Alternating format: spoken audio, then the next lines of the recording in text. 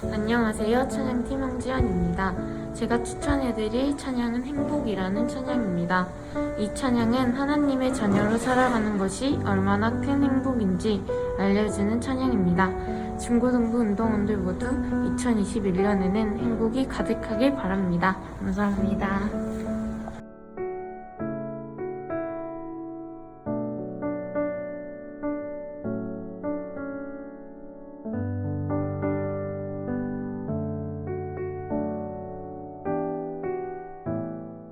반갑습니다. 여러분, 이번 주 광주가 참 혼란스러웠죠. 그래서 먼저는 사과의 말씀을 참 드리고 싶어요. 목회자로서 사과의 말씀을 드리고 싶고, 교회가 사람들에게 위로가 되고 또 어려움을 가진 자를 도와줘야 되는데, 현재 우리 모습은 사람들에게 불편함, 또 어떻게 보면 혐오, 그런 위치에 있는 것에 대해서 목회자로서 굉장히 가슴 아프게 생각하고 또 미안하다고 하는 말을 전하고 싶습니다. 이런 모든 어려움들을 우리가 잘 이겨내고 다시 교회가 교회답고 또 성도가 성도다운, 예수 믿는 사람들이 정말 예수 믿는 사람다운 그런 날이 올 거라고 믿습니다. 오늘도 우리가 하나님을 기억하며 함께 예배하기 원합니다. 먼저 기도하겠습니다. 하나님, 감사합니다. 오늘도 참 어려운 날들 속에서 주의를 맡게 됩니다. 계속된 코로나 확진자의 발생으로 인하여서 많은 사람들이 고통을 받고 있습니다. 식당을 운영하시는 분들, 작은 가게를 운영하시는 분들, 손님이 없어서 힘들고 어려워합니다. 이런 어려움을 주는 일에 교회가 또 한 자리를 차지하고 있어서 참으로 가슴이 아픕니다. 하나님, 우리가 이런 시기에 어떻게 가야 하는지 가르쳐 주시고 또 우리가 지혜롭게 이 시기를 넘어갈 수 있도록 인도해 주시기를 원합니다. 큰 어려움과 아픔 속에 있는 자들을 위로해 주시고 또 우리가 도와야 될 자들이 있다면 도울 수 있는 교회, 도울 수 있는 우리 친구들, 또 돕기 위하여 공부하고 준비하고 자기가 할 수 있는 일에 최선을 다하는 우리 모두가 되기를 원합니다. 하나님, 오늘도 우리에게 말씀하여 주시옵소서. 예수님의 이름으로 기도드립니다. 아멘. 여러분, 오늘도 저는 목요일입니다. 목요일에 우리 대청부의 온유와 또 혜린 친구와 함께 영상을 녹화하고 있습니다. 언제쯤 영상을 녹화하지 않고 여러분과 얼굴을 마주하고 예배할 수 있을까? 그게 참 궁금합니다. 속히 그런 날이 왔으면 좋겠습니다. 코로나 때문에 우리가 방구석에 있는 시간들이 늘어나고 있어요. 그래서 TV를 보면 뭐 방구석 콘서트다, 방구석 미술관이다, 예능 프로 여러 가지 많이 만들더라고요. 여러분도 지난 해를 돌아보면 밖에 있는 시간보다 아마 방구석에 있었던 시간들이 참 많았을 것입니다. 그래서 예전에 제가 대학생 때 했던 컴퓨터 게임을 지금 친구들이 하더라고요. 메이플 스토리, 카트라이더, 이런 건 고전 게임인데 이걸 다시 여러분들이 하고 있다고 하는 것을 제가 보고 참 웃었습니다. 이제 게임하다 지친 친구들에게 한 가지 좀 추천해 보고 싶은 게 있는데요. 성경 필사를 컴퓨터로 한번 해보시기 바랍니다. 저희 홈페이지 들어오면 팝업 창이 하나 열리거든요. 그 팝업 창을 클릭하시고 회원 가입을 하면 성경 필사를 할 수가 있습니다. 한 가지 여러분한테 제시를 하자면 누가복음, 우리가 지금 누가복음 설교를 하는데 누가복음 1장부터 5장까지 필사한 친구들에게는 선물을 드리겠습니다. 맥도날드 상품권을 여러분들한테 드릴 테니까요. 누가복음 1장부터 5장까지 집에서 잠 안 올 때 빈둥빈둥 잊지 말고 한번 필사해 보시기를 바랍니다. 누가복음 필사할 때 가장 어려운 부분이 어디인가 제가 한번 싹 보니까 3장이 제일 어려워요. 3장이. 왜냐? 3장을 여러분 열어보시면 족보가 나타납니다. 족보. 족보에는 여러 사람들의 이름이 등장하거든요. 이 이름을 치는 것이요 굉장히 어렵습니다. 뭐 김선웅, 박원유 이렇게 치면 쉬운데 이름이 우리나라 이름이 아니잖아요. 그래서 여러분들이 아마 자판을 칠 때에 오타가 많이 나타날 텐데 이 3장만 넘어가면 여러분들이 5장까지 무난하게 칠 수가 있을 것입니다. 성경에는 이 사복음서 마태, 마가, 누가, 요한복음에는 두 번의 족보가 나옵니다. 첫 번째는 마태복음 1장에 나오고 그리고 누가복음 3장에 나오는데 연초에 나도 이번 해에 성경 한번 읽어봐야지라고 하면서 마태복음 1장을 딱 펴는 순간 누가 낳고 해서 그거에 질려가지고 다시 성경을 탁 덮는 이들이 굉장히 많습니다. 마태복음 1장은 산부인과장이라고 합니다. 누가 낳고 방금 이 사복음서에 두 번의 족보가 나타난다고 했는데요. 이 족보라고 하는 게 먼저 무엇인지를 설명해 드릴 필요가 있어요. 족보라고 하는 것은 내가 누구의 후손인가, 나의 조상은 누구인가, 이것을 기록해 놓은 책이 족보입니다. 국어 사전을 보면 한 가문의 혈통 관계를 적어 놓은 책이라고 되어 있어요. 한 가문의 혈통 관계를 적어 놓은 책. 그 집안의 선조와 후손이 누구인지 쫙 기록되어 있는 게 족보입니다. 그러면 제가 여러분과 오늘 좀 살펴보고 싶은 내용이 뭐냐면 왜 사복음서에는 한 번만 기록되어도 되는 족보를 두 번이나 기록했을까? 마태복음에도 기록이 되어 있고 누가복음에도 기록이 되어 있는 것일까? 이것을 저와 여러분이 오늘 좀 나누고 싶어요. 그러므로 오늘 여러분들 설교를 듣고 나서 족보가 기록된 이유가 무엇입니까? 하면 답이 딱 나와야 여러분이 예배를 잘 드린 것이 되겠죠. 마태복음과 누가복음 모두 예수님을 소개하는데요. 예수님을 소개할 때 마태가 소개하고 싶은 대상과 누가가 소개하고 싶은 대상이 달랐어요.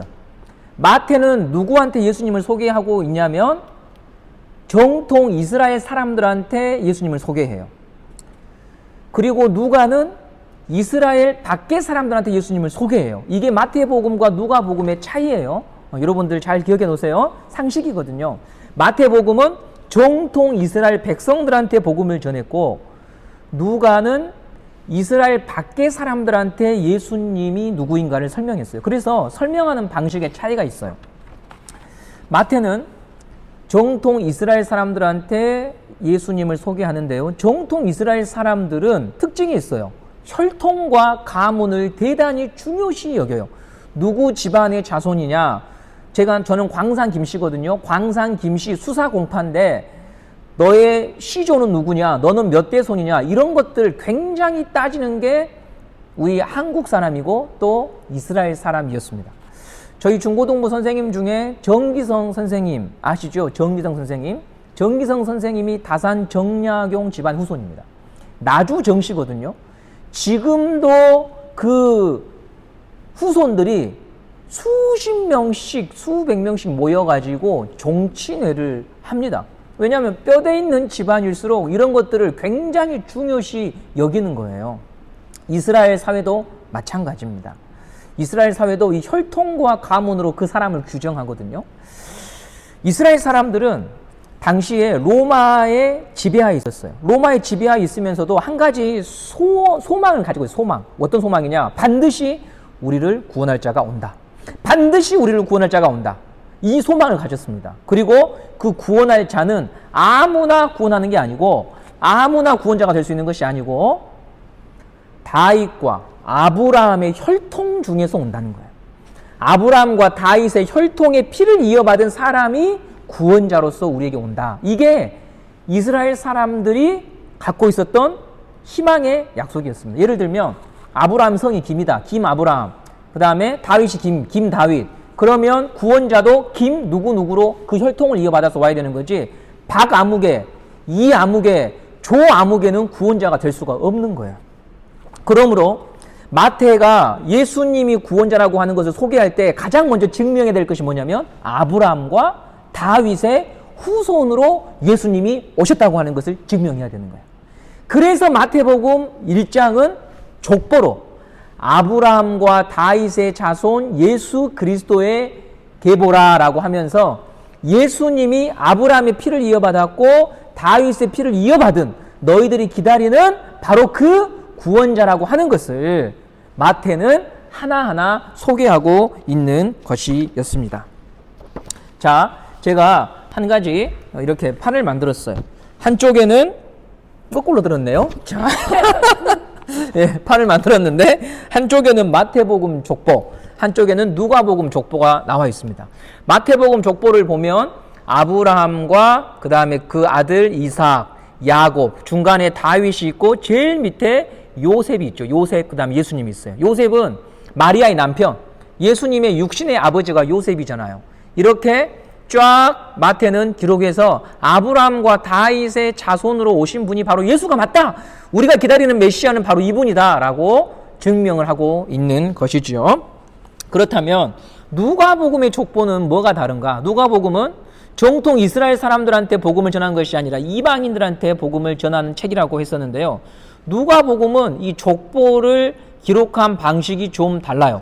마태복음은 아브라함부터 시작해서 쭉 내려가고 있다고 한다면 누가복음의 족보는 예수님부터 쭉 올라가고 있어요. 족보의 방향이 틀려요. 위에서 아래로 내려온 족보가 마태복음이라고 한다면 누가복음은 밑에서 위로 올라가고 있습니다. 아브라함의 아버지 요셉, 예수님의 아버지 요셉, 그 다음 요셉 이후에 누구 해가지고 쭉 올라가는데 가장 큰 특징이 뭐냐? 쭉 올라가다가 어디까지 올라가느냐? 아브라함까지 올라가는 게 아니에요. 아담까지 올라가고 하나님까지 올라가요, 족보가. 이게 굉장히 큰 재미있는 특징입니다. 예, 마태복음 족보는 아브라함이 끝이었어요. 그런데 누가복음의 족보는 그게 아니에요. 예수님으로부터 시작을 해가지고 하나님까지 올라간다. 이게 누가복음 족보의 특징입니다. 그러면 왜 누가는 이렇게 족보를 재미있게 구성을 해놨을까? 그것이 우리가 오늘 알아야 될 질문인데요. 왜 누가는 이렇게 했냐면, 자 보십시오. 아담은요 모든 인류의 조상이라고 말하죠, 성경에서.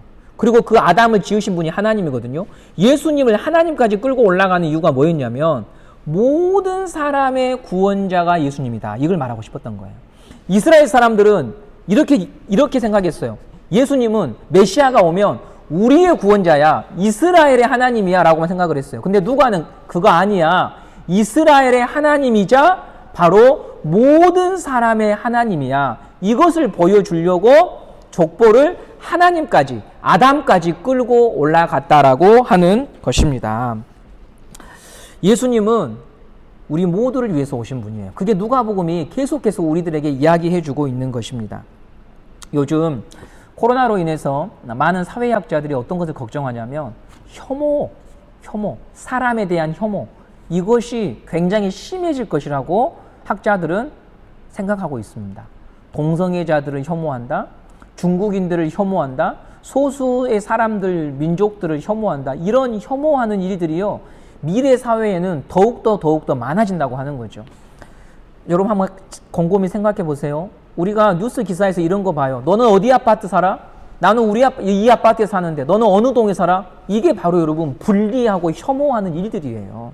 똑같은 사람인데 똑같은 사람이 아닌 거예요. 너가 어디 사냐에 따라서 그 사람하고 친구가 되기도 하고 그 사람하고는 절대 어울리지 않겠다, 이런 말들을 하는 시대가 되어버렸다고 하는 것이지요. 그런데 이 누가복음은 우리에게 가르쳐주고 있어요. 여러분, 예수님은 그런 모든 것을 넘어서서 바로 나의 예수님이고 우리의 하나님입니다. 이걸 우리들에게 가르쳐주고 있는 것입니다.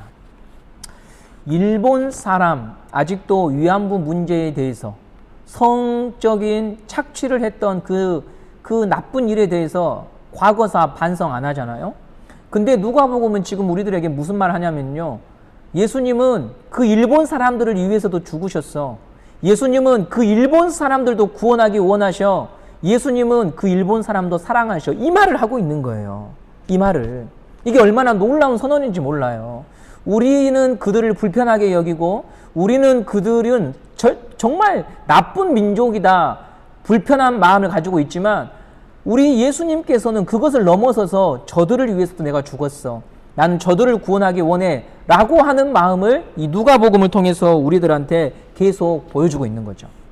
그래서 누가복음 3장 6절에 이렇게 얘기합니다. 모든 육체가 하나님의 구원하심을 보리라.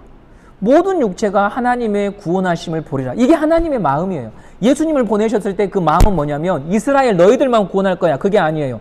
모든 사람이 나의 구원을 보게 될 것이다 라고 말하는 거죠.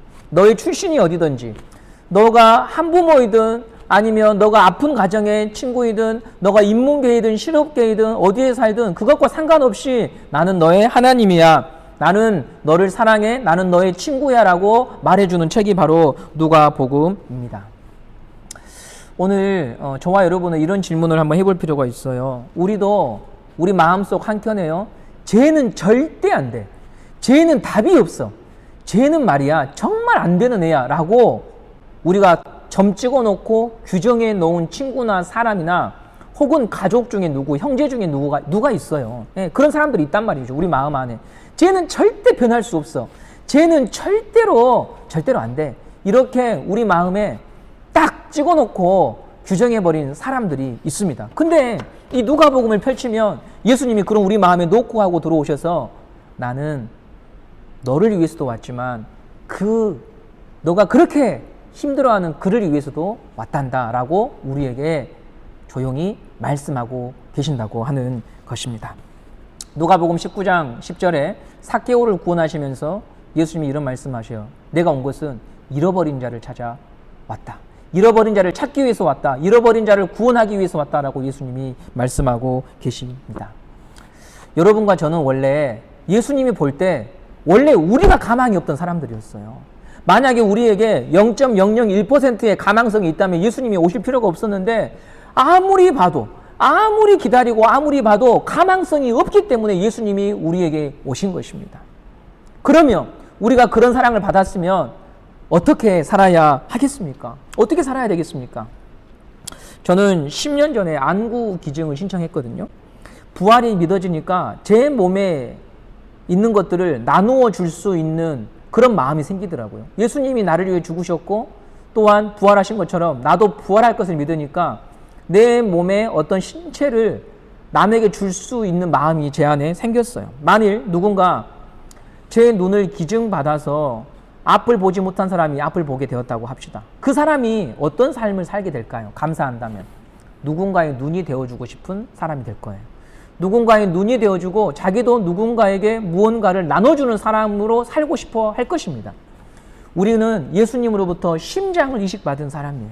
예수님의 심장을 이식받은 사람이에요. 그러면 우리가 가지고 살아야 될 마음의 자세와 태도는 뭘까요?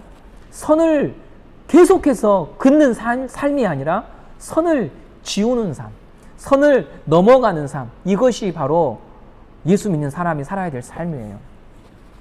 지금은 그런 책상이 없지만 우리 선생님들이 학교 다닐 때만 해도 제가 학교 다닐 때만 해도 책상이 하나로 연결이 되어 있어요. 짝꿍하고 책상이 하나예요. 그래서 초등학교 때는 수준이 낮다 보니까 자주 싸우잖아요. 연필로 또 아니면 칼로 책상을 딱 반으로 긋습니다. 이 선 넘어오면 다 내 거야. 그래가지고 지우개 넘어오면 지우개 잘라버리고 공책 넘어오면 공책 잘라버리고 이렇게 살았거든요. 우리가 그 초딩 같은 삶을요 예수 믿어도 살 때가 많이 있어요. 너는 안 돼 하고 선을 그어버리고 너는 이래서 안 돼 선을 그어버리고 이것은 하나님이 기뻐하신 삶이 아니라는 거죠. 그 선을 지워가는 삶, 선을 너무나 깊이 파가지고 홈이 깊이 파여 있으면 그 홈을 메꿔가는 삶이 예수 믿는 사람의 삶이라고 하는 것입니다. 오늘 이 영상 예배를 드리면서 여러분 마음에 용서가 아직도 되지 않고 불편하고 힘든 사람이 반드시 있을 거예요. 있기 때문에 하나님이 오늘 우리에게 이 설교 말씀을 주시는 거거든요. 저도 아직도 있어요. 예, 그런데 한 가지 예수 믿고 달라진 것은 뭐냐면 미워할 수밖에 없는 어떤 일이 있었지만 미워하지 않기로 작정하고 그 미움에 사로잡히지 않기로 작정하고 주님께 기도하는 거예요. 주님, 저는 미움에 사로잡히지 않고 싶습니다. 저는 그 사람과 원만하게 지내고 싶습니다. 주님, 저에게 그런 믿음과 사랑을 주세요라고 기도하는 사람이 된 것이지요. 오늘 여러분도 곰곰이 한번 생각해 보시기 바랍니다. 나한테 불편함을 주었고 나를 따돌렸거나 나를 오해해서 내 마음을 힘들게 했던 사람들이 있다면 그 감정과 그 일에 매여 있지 말고 예수님은 그런 나를 사랑해 주셨고 금을 지우고 오셨잖아. 나도 주님 그런 마음 갖기 원해요. 나도 그런 마음으로 한 사람을 바라볼 수 있는 자가 되게 해주세요. 예수님의 심장을 제가 이식받은 자라면 그 마음을 담게 해주세요. 이렇게 여러분들이 그 예수님의 마음을 배워가는 인생이 되었으면 좋겠습니다. 돈이 많다고 부자입니까? 그런 거 아니에요. 주님의 마음을 닮으면 부자가 되는 거예요. 주님의 마음을 닮고 살면 그 사람은 누군가를 구원해내는 사람이 되기 때문에 하나님이 정말로 소중하게 여기는 인생이 되는 거예요. 오늘 우리에게 선을 긋는 자가 아니라 그 선을 지우는 자가 되기를 바랍니다. 우리 중고등부는 제가 처음에 왔을 때 너무 끼리끼리 나눠져 있었어요. 숫자 20명도 안 되는데 그런데도 나눠져 있더라고요, 여러분. 그러니까 인간이 이기적이에요, 이기적. 그 끼리끼리 있는 것을 하나하나 지워서 여기까지 왔어요. 오한나 선생님 댁에서 저희 임원들 밥 먹을 때 여러분 서로 얼굴도 안 쳐다봤습니다. 대단하더라고요, 여러분. 서로 뭐 크게 막 이렇게 뭐 잘못한 게 없는데도 불구하고 그냥 거리를 두는 거예요. 지금은 그래도 이제 뭐 이야기도 하고 연락도 하고 하더라고요, 여러분. 그렇게 돼야 되는 거예요. 우리 안에 어색함이 있으면 그것을 깨트리기 위해서 노력하고 그 선을 지울 수 있는 사람이 바로 예수님의 사람이라고 하는 것이죠.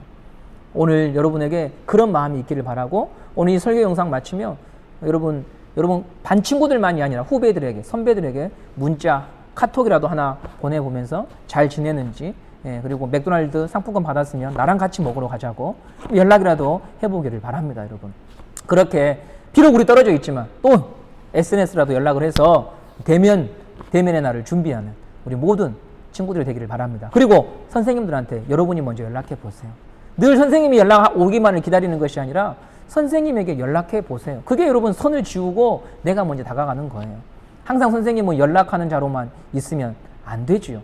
여러분이 먼저 연락을 해서 선생님 잘 계세요? 너무 보고 싶어요. 이렇게 빈말이라도 하면 선생님은 여러분 힘이 납니다. 힘이 납니다. 예.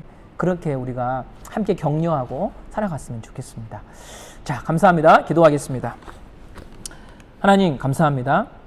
오늘도 우리가 예배했습니다. 너무나 힘들고 어려운 시기를 지나고 있지만 그래도 하나님은 악인과 선인에게 햇빛을 비추시며 우리를 살게 하시는 분인 줄 압니다. 하나님, 우리는 내 마음에 맞는 사람만 사랑합니다. 내 마음에 드는 사람에게만 연락합니다. 그게 우리의 한계입니다. 그런데 그 한계를 넘어설 수 있도록 예수님이 우리에게 사랑을 보여주셨으니 그 사랑 배워서 나도 누군가의 그 선을 지우고 넘어가는 사람이 되기를 원합니다. 우리 중고등부 공동체가 이것을 계속 연습하고 계속해서 하나님 훈련 받기를 원합니다.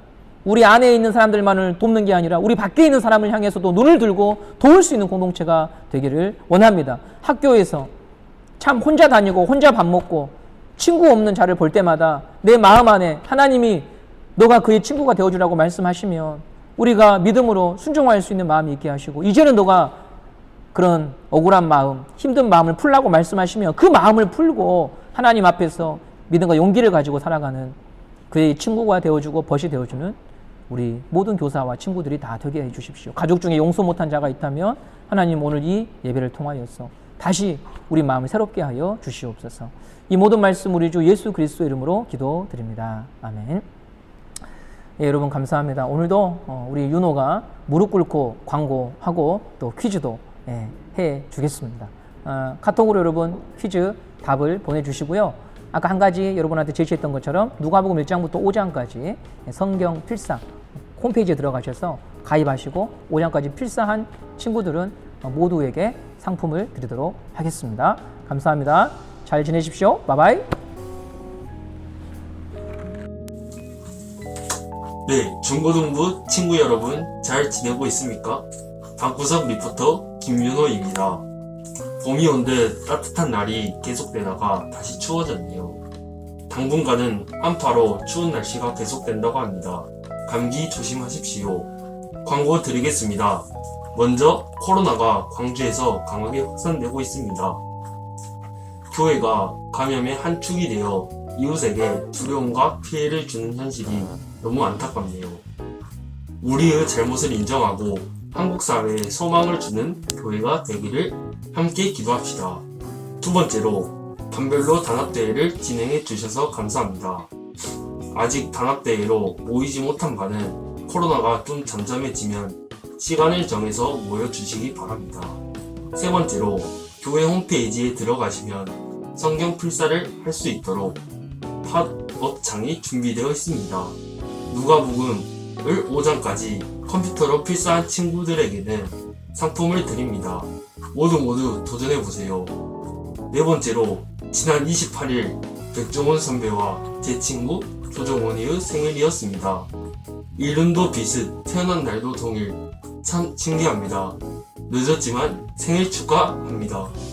마지막으로 오늘부터 예배 시간이 9시라고 30분 앞당겨졌습니다. 예배를 미리미리 준비하는 예배자가 됩시다. 퀴즈 나갑니다.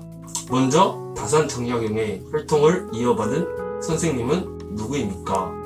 두 번째로 말씀 속에서 이스라엘 사람들과 한국 사람들은 비슷한 점이 있다고 했습니다. 무엇입니까? 세 번째로 마태가 족보를 1장에 기록한 이유는 무엇입니까? 네 번째로 누가복음 3장의 족보는 무엇을 강조하고 있습니까? 마지막으로 오늘 말씀 속에 나타난 예수님은 어떤 분이라고 생각합니까? 이상입니다.